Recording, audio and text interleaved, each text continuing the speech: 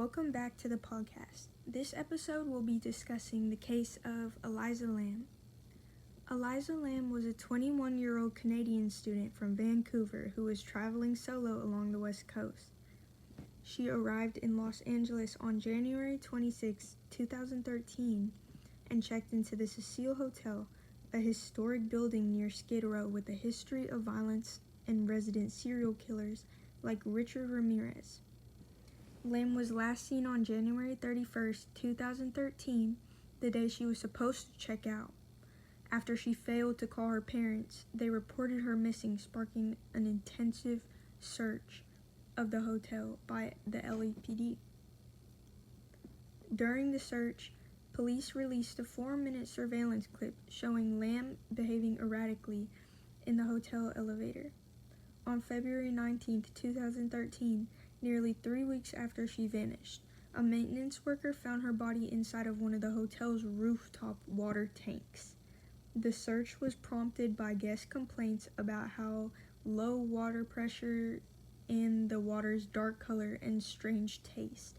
People were drinking this water and showering in this water. It's crazy. In June 2013, the coroner ruled her death an accidental drowning. The autopsy found no signs of physical trauma or illegal drugs. Her bipolar disorder was cited as a significant factor, though, with toxicology suggesting she may have been under-medicated at the time of a potential psychotic episode.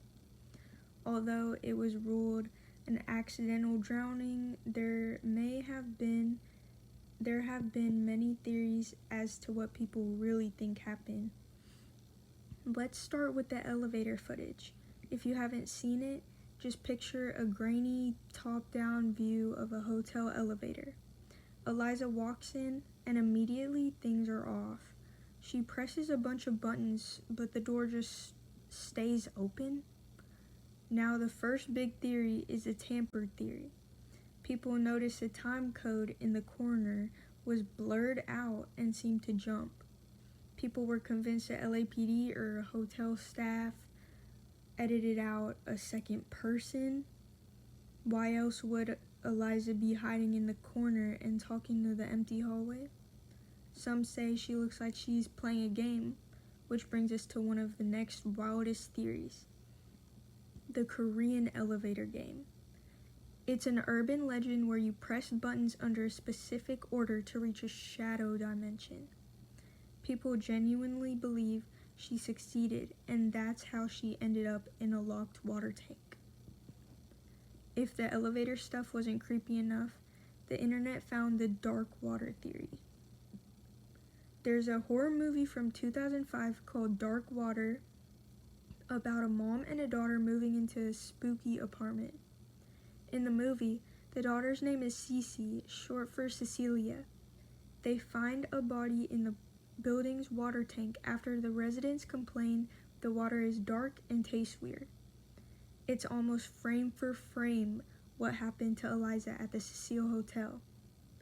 People start asking, was this a copycat situation, or is the universe just that cruel with its coincidences? The bioweapon conspiracy is interestingly odd.